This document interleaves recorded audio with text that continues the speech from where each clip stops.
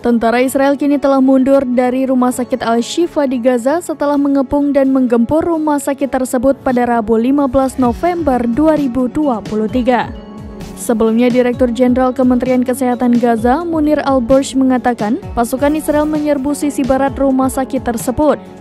Bursh mengatakan ada ledakan besar dan debu masuk. 1 jam sebelum serangan terjadi, sekira pukul 1 dini hari, Israel mengatakan kepada pejabat di daerah tersebut akan melakukan serangan ke kompleks Rumah Sakit Al-Shifa dalam beberapa menit kemudian. Tentara Israel kemudian masuk ke dalam gedung dan melakukan operasi pencarian kamar demi kamar, koridor demi koridor, bahkan hingga menginterogasi dokter dan staf medis satu persatu. Selain itu, pengungsi juga diminta untuk berkumpul di halaman untuk menjalani pemeriksaan keamanan. Israel mengklaim bahwa Rumah Sakit Al-Shifa digunakan oleh pimpinan atau anggota Hamas untuk melaksanakan operasi mereka. Namun sejauh ini masih belum ada bukti nyata yang mendukung klaim tersebut. Hamas sebagai pihak yang tertuduh juga membantah tudingan tersebut.